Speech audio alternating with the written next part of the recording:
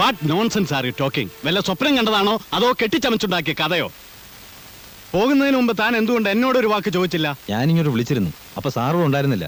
പിന്നെ ഇങ്ങനൊരു ചതി ഉണ്ടാവുമെന്ന് ഞാൻ ഒരിക്കലും പ്രതീക്ഷിച്ചിരുന്നില്ല സാർ. പട്ടാപ്പകൽ ഒരു പറ്റം പോലീസുകാരെ പമ്പര വിഡ്ഢികളാക്കി ഒരു വിദ്വാൻ സ്വർണ്ണക്കട കൊള്ള ചെയ്തു എന്ന് പറഞ്ഞാൽ ആര് വിശ്വസിക്കുമെടോ? തിരുവനന്തപുരത്തിരിക്കുന്നവരോട് ഞാൻ എന്ത് സമാധാനം പറയും? താൻ അയാളെ ഇതിനു മുമ്പ് കണ്ടിട്ടുണ്ടോ? ഇല്ല. അയാളെ കുറിച്ച് എന്തെങ്കിലും ഇൻഫർമേഷൻ തന്റെ കയ്യിലുണ്ടോ? പിന്നെ ഏത് പൊത്തിച്ചെന്നാണോ അയാളെ കണ്ടുപിടിക്കുന്നത്? താൻ എന്ത് ചെയ്യുന്നു എനിക്കറിയണ്ട, സ്വന്തം ഇഷ്ടപ്രകാരം ചെയ്തതല്ലേ. അയാളെ കണ്ടുപിടിക്കേണ്ട പരിപൂർണ ഉത്തരവാദിത്വം തനിക്കാണ്. മനസ്സിലായോടോ idiot? Yes, speaking. Be on the line. You may go. Hello. Wait. Charge എടുത്തപ്പോ തന്നെ നഗരത്തെ കിടുകിട വിറപ്പിച്ച സമർത്ഥനായ ഇൻസ്പെക്ടർക്ക് പറ്റിയ ആന മണ്ടത്തരം നാട്ടുകാരും പത്രക്കാരും അറിഞ്ഞോടും. നടന്ന നാണക്കേടേ ഈ 4 ജോലികൾ അറിഞ്ഞാൽ മതി. കൂടെ വന്ന എബിമാരോട് പറഞ്ഞേരെ, കാണുന്നവരോടൊന്നും വിളിച്ചു പറയണ്ടെന്ന്. ഇന്നലെ കൂടെ ലൂസി പറഞ്ഞ തന്നെ പോലെയുള്ളവർക്ക് ആരംഭസൂര്യത്തെ ഉണ്ടാവുമെന്ന്.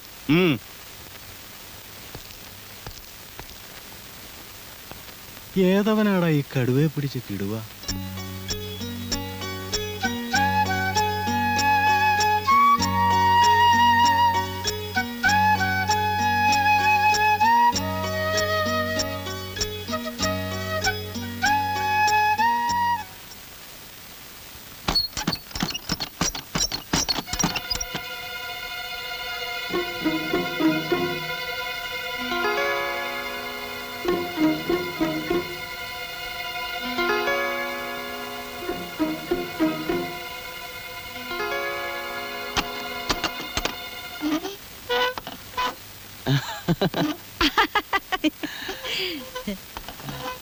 സാറിന്ന് ഓഫീസിൽ പോയില്ലേ? പോയി, പക്ഷെ ജോലി പെട്ടെന്ന് തീർന്നുകൊണ്ട് വേഗം പോകുന്നു. സാറ് ശരിക്കും പറഞ്ഞ ഭാഗ്യവാൻ തന്നെ. അത് സത്യ. ഓരോരുത്തർ കാലത്ത് മുതൽ വൈകുന്നേരം വരെ ആഫീസിൽ കുത്തി പിടിച്ചിരുന്ന് ജോലി ചെയ്യ. സാറ് വരുന്നതും പോകുന്നതും ആരും അറിയുന്നില്ല. പഠിപ്പിന്റെ ഒരു ഗുണം തന്നെയല്ലേ? എന്റെ ജോലിക്ക് പഠിപ്പ് മാത്രം പോരാ ജാനകിയമ്മേ, ലേശം സാമർത്ഥ്യം വേണം, പിന്നെ നല്ല ധൈര്യം. എന്റെ മോ രാമകൃഷ്ണൻ നല്ല സാമർത്ഥ്യമുള്ളവനാ. ധൈര്യത്തിന്റെ കാര്യം പിന്നെ പറയാൻ വേണ്ട. ശവപ്പറമ്പിൽ പോയി കിടക്കാൻ പറഞ്ഞ അവൻ കിടന്നോളൂ. സാറിന്റെ കമ്പനിയിൽ ഒരു ജോലി വാങ്ങിക്കൊടുക്കുവോ? അതാണ് ബുദ്ധിമുട്ട്. എന്റെ കമ്പനി പുറത്തുനിന്ന് ആളെടുക്കൂല. അപ്പൊ സാറിന്റെ കമ്പനി സർക്കാരിന്റെ ആണോ അതോ സ്വന്തമാണോ? ചിലപ്പോ സർക്കാരിന്റെ, ചിലപ്പോ സ്വന്തം. നന്ന ചെലവിന് പിടി. ചിലപ്പോഴേ ഞാൻ വൈകുന്നേരം വരും. ഓ, ചിലപ്പോ സർക്കാരിന്റെ, ചിലപ്പോ സ്വന്തം. എന്തുട്ട് കമ്പനി അത്?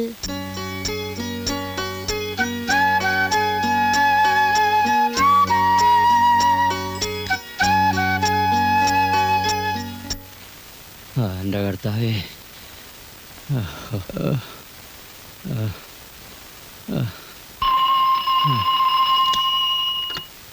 ഹലോ, അതെ.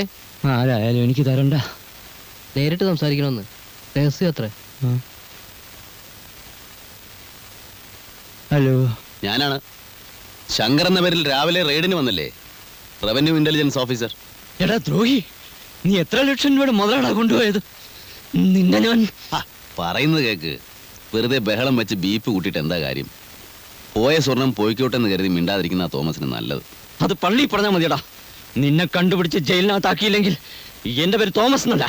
പേര് മാറ്റാൻ ഇപ്പൊ വലിയ ബുദ്ധിമുട്ടൊന്നുമില്ല. ഗസറ്റിൽ പരസ്യം ചെയ്താൽ മതി. അല്ലെങ്കിൽ തന്നെ ഈ തോമസ് എന്നുള്ള ഒരു പഴഞ്ചൻ പേരാ. പിന്നെ നഷ്ടപ്പെട്ടതിനെ കുറിച്ച് ഓർത്ത് ഇത്രയും ദുഃഖിക്കേണ്ട കാര്യമൊന്നുമില്ല. അധ്വാനിച്ച് സമ്പാദിച്ചൊന്നുമല്ലല്ലോ. 3 വർഷം മുമ്പ് ഒരു സ്വർണ്ണക്കടയിൽ സാധാരണ സെയിൽസ്മാൻ ആയിരുന്ന നിങ്ങൾ ഇന്ന് കോടീശ്വരനായത് എങ്ങനെയാണെന്ന് എനിക്കറിയാം. ആളുകളെ പറ്റിച്ചും സർക്കാരിനെ വഞ്ചിച്ചും ഉണ്ടാക്കിയതിന്റെ ഒരു അംശം വേറൊരു കള്ളം തട്ടിയെടുത്തു എന്ന് വിചാരിച്ചാൽ മതി. പരാതിയും കേസും ഒക്കെ ആയിട്ട് നീങ്ങാനാണ് ഭാവമെങ്കിൽ നിങ്ങൾ കുഴിച്ച കുഴി നിങ്ങൾ തന്നെ വീഴും. കള്ളക്കടത്ത് സ്വർണം വാങ്ങി സൂക്ഷിച്ചതിന് കൈകളിൽ വിലങ്ങ്, ഇൻകം ടാക്സുകാരെ പറ്റിച്ചതിന് ശിക്ഷ വേറെ. ഫയലുകളും യഥാർത്ഥ കണക്കെഴുതിയ ബുക്കുകളും ഒക്കെ ഞാനിഞ്ഞ് കൊണ്ടുവന്നിട്ടുണ്ടല്ലോ. അത് ഉദ്യോഗസ്ഥന്മാർക്ക് അയച്ചു കൊടുക്കണോ അതോ? നിങ്ങൾ ആരാണ്? ഞാനോ? തന്നെ പോലെയുള്ള പെരിങ്കള്ളന്മാരെ പറ്റിക്കുന്ന ഒരു ചിന്നക്കള്ളൻ.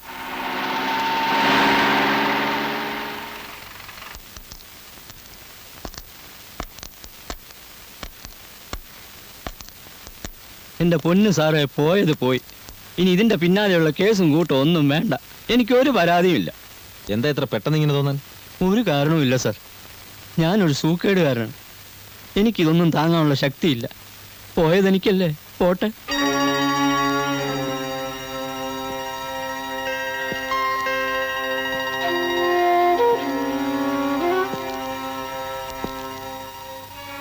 പണ്ടൊരിക്കൽ സുലൈമാൻ സാറുള്ള കാലത്താന്ന് തോന്നുന്നു ഇതുപോലൊരു വിദ്വാൻ ഏതോ രാഷ്ട്രീയ പാർട്ടിയുടെ തെരഞ്ഞെടുപ്പ് ഫണ്ട് മൊത്തം അടിച്ചുകൊണ്ട് പോയതായി കേട്ടിട്ടുണ്ട്. എന്നിട്ട് പക്ഷെ അന്നത് കേസായില്ല, അതുകൊണ്ട് അന്വേഷണം ഉണ്ടായില്ല. അയാളെ പറ്റിയുള്ള വല്ല വിവരവും നമ്മുടെ റെക്കോർഡ്സിലുണ്ടോ? ഇല്ല സാർ.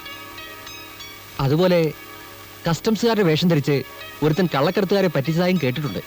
പരാതിക്കാരില്ലാത്തതുകൊണ്ട് അതും കേസായില്ല. പരാതി ഇല്ലെങ്കിൽ ഇവിടെ അന്വേഷണം വേണ്ടല്ലോ.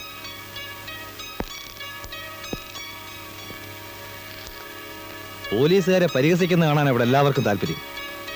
എന്തു വന്നാലും നമുക്ക് അയാളെ പിടിച്ചേ പറ്റൂ.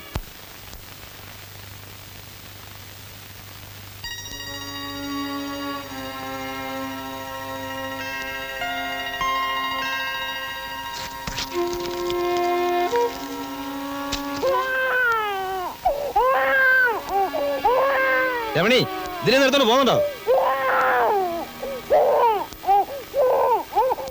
എന്തിനാ ഇങ്ങനെ ബഹളം വെക്കുന്നത്? പിന്നെ അല്ലാണ്ട് സ്വസ്ഥമായിട്ട് കാര്യം ആലോചിക്കാൻ സമ്മതിക്കില്ല എന്ന് പറഞ്ഞാൽ. Hello, good evening sir. ഞാനാണ് ശങ്കർ. അങ്ങനെ പറഞ്ഞാലേ മനസ്സിലാവും. ഒരു നന്ദി പറയാൻ വേണ്ടി വിളിച്ചാണ് സർ. പറയാതെ തന്നെ കാര്യങ്ങൾ ഇപ്പോൾ വ്യക്തമായി കാണുമെന്ന് വിചാരിക്കുന്നു. എനിക്ക് വേണ്ടി കുറേ ബുദ്ധിമുട്ടുകൾ സഹിക്കേണ്ടി വന്നു അല്ലേ?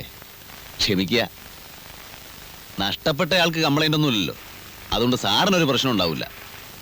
ചെയ്തെന്ന സഹായങ്ങൾക്കെല്ലാം 100 നന്ദി. ദൈവം സഹായിച്ചാൽ നമുക്ക് വീണ്ടും കാണാം. വെക്കട്ടെ. Good night.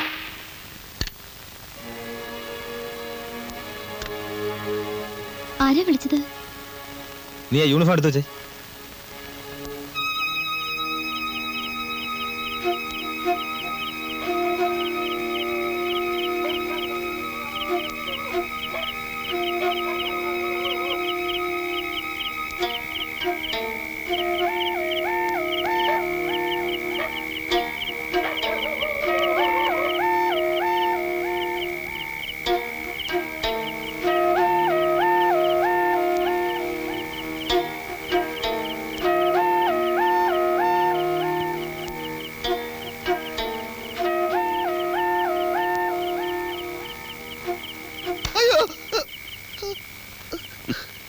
പേടിച്ചോ?